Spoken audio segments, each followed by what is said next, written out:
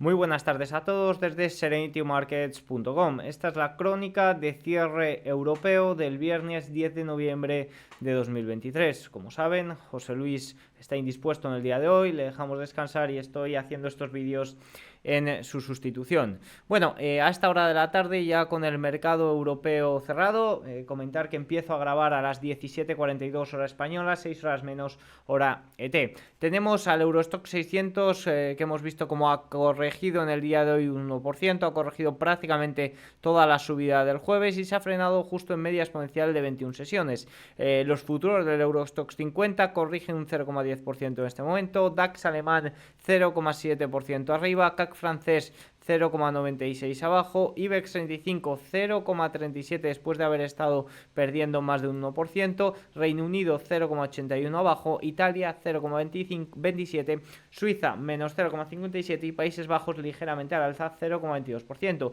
Vemos como a última hora, desde la crónica de media sesión, ha habido un ligero repunte y es que los índices americanos en el día de hoy tienen una buena jornada al alza. Por tanto, hemos visto correcciones en la sesión europea derivadas de la corrección que tuvimos a última hora ayer en Wall Street y a última hora la sesión europea, el alza de Wall Street pues evidentemente está beneficiando a ese cierre con esas mechas, a ese cierre a última hora ligeramente más elevado. Me he preparado un par de puntos a comentar. José Luis suele hacerlo sobre la marcha o suele tenerlo un poco apartado. Yo no tengo tanta experiencia, por tanto me gusta tenerlo un poco más ordenadito y poderlo comentar aquí para que lo veáis. Datos importantes. Ha hablado Bostic de la Reserva Federal y ha declarado que la política monetaria se adentró en territorio restrictivo hace aproximadamente un año. Y espera continuar viendo una desaceleración del gasto y la demanda. Considera que la política será aún más restrictiva a medida que la inflación disminuya y las tasas de interés aumenten. También mencionó que está observando señales de que las cosas se están desacelerando. Bueno, pues ya saben, comentarios típicos de funcionarios de la Reserva Federal, un poco mostrando incertidumbre, no sabemos muy bien qué va a pasar, la economía se está desacelerando. Bueno, pues un poco lo típico, suelen narrar un poco la situación que están viendo, no ha causado mucho movimiento en Wall Street. Sí que es cierto que los comentarios de Christine Lagarde, presidenta del Banco Central Europeo, pueden haber influido algo en los mercados europeos, aunque bueno, en general ha mostrado un discurso muy similar al que tuvo Powell en el día de ayer. Ha declarado que si se mantienen las tasas de interés lo suficiente, estas tasas llevarían a la inflación al 2%. Además subrayó que no se debe dar por sentado que la inflación del 2,9% se mantendrá, y también ha comentado que en los próximos o que no se esperan bajadas de tipos para los próximos trimestres. Bueno, pues sí, puede que estos comentarios hayan impulsado, o sea, hayan afectado a la baja a los índices. Bueno, pues puede ser, pero ya hemos visto como al cierre se han visto estas presiones al alza que están viniendo desde Wall Street. Si continuamos un poco con puntos importantes, vemos como estamos siguiendo, tanto José Luis como yo últimamente, mucho los flujos, en especial de UBS, también de Goldman, evidentemente con mesa de trading, JP Morgan y demás, pero por parte de UBS nos están mostrando muy bien flujos. Veníamos comentando tanto en mis últimos vídeos como en los últimos vídeos de José Luis que estamos viendo salidas, se estaban registrando salidas desde acciones individuales y entradas a ETFs. Fijaos lo que nos cuenta UBS. El jueves, es decir ayer, marcó el 13º día consecutivo de entradas en ETF de alta capitalización por parte de clientes minoristas del mercado de UBS en Estados Unidos. Fueron más compensadas por salidas de acciones individuales. El resultado neto total fue de 206 millones de dólares en salidas. Las salidas en acciones individuales registradas fueron las más grandes desde el 25 de mayo. Y es importante destacar que esta fecha marcó el segundo mayor flujo de entradas y salidas individuales de acciones jamás registrado en los casi 10 años de historia de los datos. Por tanto, salidas de acciones individuales, entradas en acciones de ETFs. Fijaos que si nos vamos al S&P 500 al 25 de mayo, vemos cómo es previo a esta gran subida que tuvimos. Fijaros, 25 de mayo, el 25 de mayo fue este día, el 25 de mayo fue este día, y fijaos todo lo que tuvimos, todo este rally que tuvimos desde mayo hasta finales de julio, impulsado ¿por quién? Impulsado por las grandes capitalizadas. Sale dinero de acciones individuales y entra a valores, a ETFs. Por tanto, visto esto, visto que este día es el de mayor salidas de acciones individuales y entradas en ETFs desde el 25 de mayo, ¿es posible pensar en un futuro, en un rally alcista de fin de año? Pues la respuesta es sí, es posible pensar en este rally de fin de año. Por las cosas lo estamos viendo. De hecho, leía, no lo he incrustado en estos datos que os quería montar, pero estaba leyendo un informe de JP Morgan sobre el short squeeze y sobre si es posible un poco este rally de fin de año. Y evidentemente dan puntos a favor, como todos los que hemos comentado. Los CTA, ahora mismo el nivel de S&P 500 permite que los CTA estén posicionados de forma alcista, al igual que lo estaban de forma bajista desde la segunda quincena de septiembre. Vemos como las posiciones cortas de los hedge funds tanto en acciones como también en bonos del tesoro es bastante elevada, por lo que eso puede provocar un short squeeze, un cierre de cortos bastante masivo. Por tanto, estamos viendo multitud de datos, multitud de eventos, sí, multitud de hechos que pueden acompañar o que deberían de acompañar a este rally, a este posible rally de fin de año. Sobre todo, esto es muy importante, la verdad que los flujos de UBS lo están mostrando muy bien en las últimas semanas, como salen, hay ventas en acciones individuales y hay entradas masivas en ETFs, sobre todo de alta capitalización, que van especialmente pues a los market leader, que en el día de hoy, fijaos como Apple otro 1,22% arriba, Microsoft 1,66%, muy cerquita de máximos históricos, Amazon también cerca de un 1%, Nvidia 1,9% después de los chips que presentó en el día de ayer, Google también 0,9%, Tesla incluso después del batacazo de ayer 0,68 alza. Por tanto, salida de valores individuales, entrada en ETFs de alta capitalización, que va ese dinero especialmente a este tipo de compañías. ¿Algún comentario más de UBS? Ahora centrados en acciones europeas. Las acciones europeas están teniendo dificultades para ganar terreno a pesar de la apertura más alta en Estados Unidos, ya que el S&P 500 se recupera de su primera sesión negativa este mes. En general, los flujos de hoy están equilibrados, con la inclinación inicial del lado de compra parcialmente compensada por las tomas de ganancias antes del fin de semana. Las actualizaciones negativas de resultados y comentarios de la Fed esta semana parecen estar frenando el apetito de riesgo en Europa, con el índice de la energía SX5E, que creo que es el de la energía, dejadme corroborarlo un segundo. El XE, vaya, no le tengo aquí, no, el de la energía es el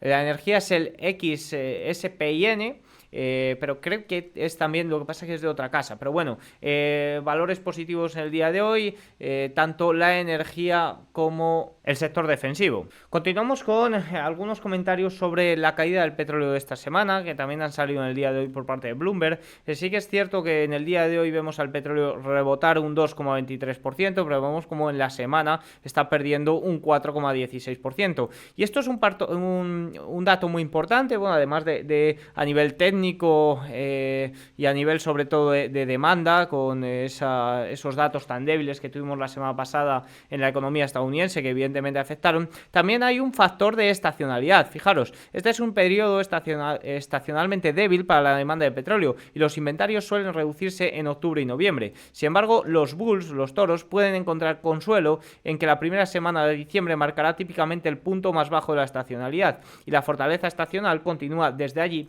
hasta junio. Por tanto, nos dice que desde la primera semana de diciembre hasta junio es un poco la estacionalidad positiva del petróleo y en este momento estamos en estacionalidad negativa. Os lo voy a dejar en el post de Serenity Markets del vídeo para que podáis verlo. También hemos tenido que ha tenido un ligero movimiento en la rentabilidad de los bonos americanos a 10 años. Fijaros cómo está ahora mismo el 4,61%, cómo ha llegado a estar el 4,57% y a última hora está rebotando. ¿Por qué está rebotando? Especialmente por estos datos que hemos tenido de confianza del consumidor. La confianza del consumidor de la Universidad de Michigan en Estados Unidos cayó a 60,4 en noviembre de 2023. El nivel más bajo en 6 meses en comparación con el 63,8 de octubre y las previsiones del 63,7 según las estimaciones preliminares. Es el dato más bajo en 6 meses, pero es que esto no queda aquí, porque si miramos las expectativas de inflación para el próximo año, vemos cómo aumentaron por segundo mes consecutivo alcanzando el 4,4%, el nivel más alto desde abril. Las expectativas para la perspectiva de 5 años aumentaron a 3,2%,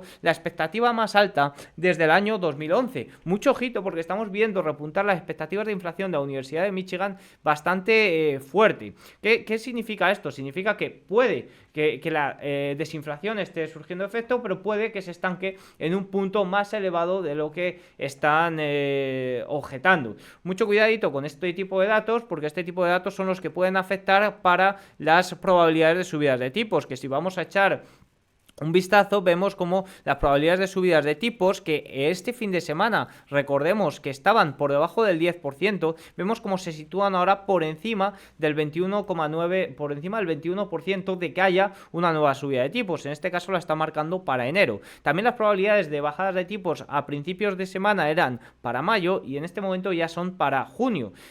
Normalmente cuando está tan descontando, cuando se descuenta tanto una cosa, como se descontaba a principios de semana, debido al rebote de la pasada semana, debido también a esos débiles datos económicos, que no iba a haber subidas de tipos y que la primera bajada iba a ser en mayo, cuando se descuenta algo con tanta fuerza, las sorpresas solo pueden ser en dirección contraria, y es un poco lo que está sucediendo especialmente desde ayer con esa corrección del mercado y con ese alza también en los rendimientos. Rendimientos a 30 años, por cierto, 4,72%, corrigiendo ligeramente después de que ayer tuviera el mayor movimiento intradiario en mucho tiempo.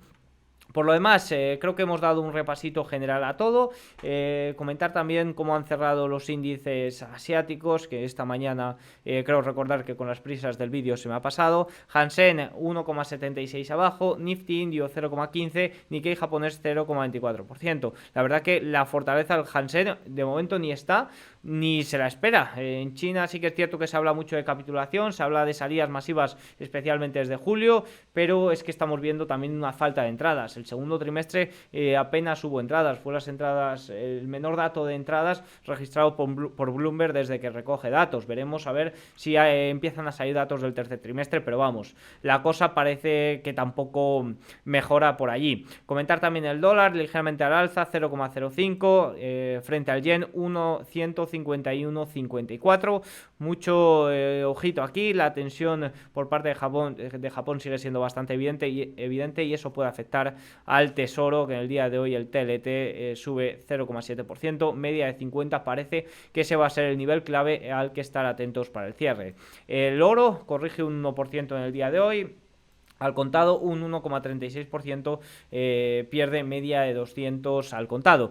Y bueno, ya saben que el oro se ve muy afectado por el aumento de rendimientos reales. Evidentemente los rendimientos ayer tuvieron un gran repunte, el oro no se vio afectado tanto, fijaos que el oro cerró incluso en positivo y un aumento de rendimientos reales perjudica bastante al oro. Sí que es cierto que no lo ha perjudicado tanto durante todo el año, ya que la demanda de oro parece que se ha mantenido. Incluso los precios de extracción eran bastante elevados, con unos rendimientos reales tan elevados tanto en Europa como Estados Unidos, y eso es porque la demanda se está manteniendo fuerte.